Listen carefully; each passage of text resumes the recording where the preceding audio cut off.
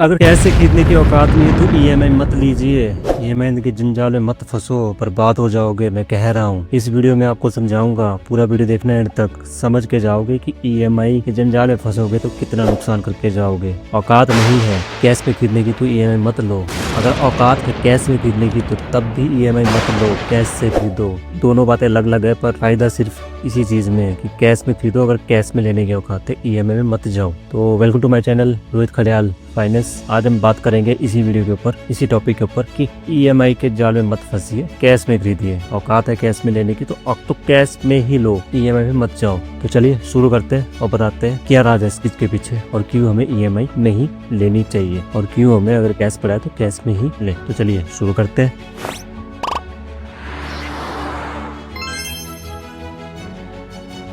आप मान लीजिए आप आज एक आईफोन खरीद रहे हो और आईफोन 1.5 लाख के आसपास पड़ता है। मान लीजिए 1 लाख रुपए का आईफोन आप खरीद रहे हो और आपके अकाउंट में 1 लाख रुपए पड़े हुए हैं। जी आप रिटेलर के पास चले गए, आप मोबाइल शॉप वाला बोलेगा कि आप ऐसा कीजिए ईएमआई पे फोन ले लो जी और मंथली किस्त बैठेगी तो आराम से किस्त देते जाओ और 1 लाख रुपए क्यों देने, उनको बैंक में पड़े रहने दो। और हर एक मिडिल क्लास इसी जाल में फंस जाता है। बेचारा यही सोचता है कि 1 लाख रुपए मैं इकट्ठा क्यों दे दूं, अपने पास रखूं और ईएमआई शुरू कर दूं। और वो ऐसा कर देता है। फिर होता है क्या है, फिर असली जंजाल शुरू होता है। एक तो माइंड में स्ट्रेस आना शुरू हो जाता है कि अब हर महीने किस्त कटेगी जी। उसके बाद जो पैसा उसके पास पड़ा होगा अकाउंट में वो खर्च कर देता हूँ कहीं और, क्योंकि और भी उसके कई दोस्त पड़े होते हैं। जैसे मैंने बताया अभी एक वीडियो और भी है, 4 दोस्त, मेरे 4 सबसे बड़े दोस्त और 4 सबसे बड़े दुश्मन। और वो दुश्मन मैंने बताया है कि हो गया फ्लिपकार्ट, अमेजोन, ऑनलाइन शॉपिंग वगैरह वगैरह। तो वो दोस्त आ जाते हैं और जो 1 लाख रुपए उसके पास पड़ा हुआ वो वहाँ खर्च हो जाता है, कंट्रोल ही नहीं होता हमारे पास।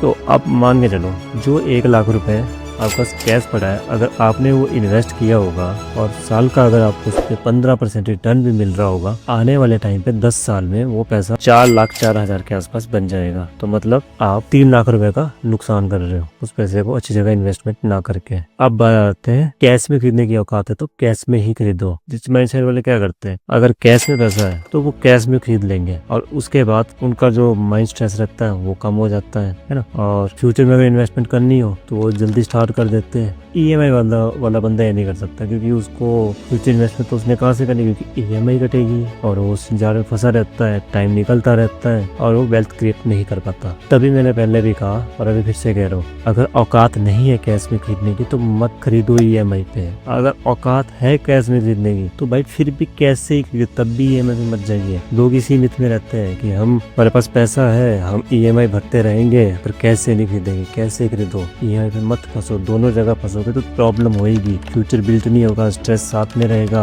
फाइनेंशियल स्टेबिलिटी नहीं आएगी। ईएमआई तब लो जब आपका उससे एसेट क्रिएट हो रहे हो या आप बिजनेस कर रहे हो, बिजनेस में आपको पैसा बन के आता है, तब आप बिजनेस लोन लीजिए या बिजनेस में पैसा लगाइए ईएमआई के ऊपर, ईएमआई के थ्रू। तो उससे आपकी वेल्थ क्रिएट होगी, उसमें आप ईएमआई ले सकते हो। आप होम लोन ले सकते हो, घर में उसमें आपका एसेट बन रहा है ना, वो चीज़ कीजिए।